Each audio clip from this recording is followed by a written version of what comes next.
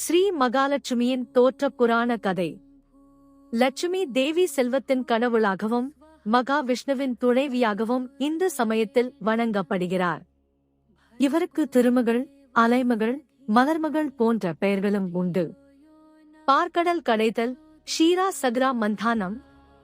ஒரு சமயம் கோபத்திற்கு பெயர் பெற்ற துர்வாச முனிவர் தேவலோகத்தின் அரசனான இந்திரனுக்கு ஒரு தெய்வீக மாலையை கொடுத்தார்.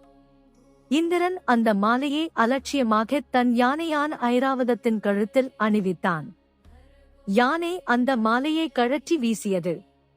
இதைக் கண்டு கோபமடைந்த துர்வாச முனிவர், உன் அதிர்ஷ்டமும் செல்வமும் உன்னை விட்டு நீங்கும், ஸ்ரீதேவியும் லட்சுமி தேவலோகத்தை விட்டுச் செல்வாள் என்று சாபமிட்டார். முனிவரின் சாபத்தால் தேவலோகத்தின் சக்தியும் செல்வமும் ஒளியும் குறைந்து லட்சுமி தேவி பார்க்கடலுக்குள் மறைந்து விட்டார். லட்சுமி தேவி நீங்கியதால் தேவர்களின் சக்தி குறைந்தது. அசுரர்கள் அவர்களை தாக்கி தேவலோகத்தை தங்கள் கட்டுப்பாட்டிற்குள் கொண்டு வந்தனர்.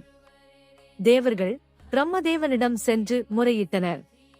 பிரம்மா, பார்க்கடலை கடைந்தால் ஸ்ரீதேவியை திரும்பப் பெறலாம் என்றும் அமிர்தமும் கிடைக்கும் என்றும் கூறினார். அதன்படி தேவர்களும் அசுரர்களும் சேர்ந்து மந்திர மலையை மத்தாகவும் வாசுகி நாகத்தை கயிறாகவும் கொண்டு பார்க்கடலை கடைந்தனர். மந்திர மலை கடலுக்குள் மூழ்காமல் இருக்க மகாவிஷ்ணு கூர்மா, ஆமே அவதாரம் எடுத்து தன் முதுகில் தாங்கிக் கொண்டார். பார்க்கடலை கடைந்தபோது முதலில் ஆலகால விஷம் வெளிப்பட்டது. அதை சிவபெருமான் அருந்தினார். அதன் பிறகு சிந்தாமணி, காமதேனு, கற்பக விருட்சம் போன்ற பல தெய்வீக பொருட்கள் வெளிவந்தன. இறுதியில் பேரழகு பொருந்திய ஸ்ரீதேவியான மகாலட்சுமி தாமரை மலரின் மீது அலைகளின் நடுவே மீண்டும் தோன்றினார்.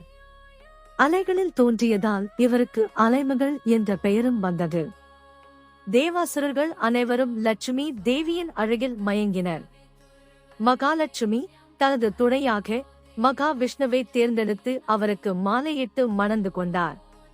இவ்வாறாக லட்சுமி தேவி மீண்டும் தோன்றியதால் தேவர்களுக்கு செல்வமும் வெற்றியும் அதிர்ஷ்டமும் திரும்ப கிடைத்தது.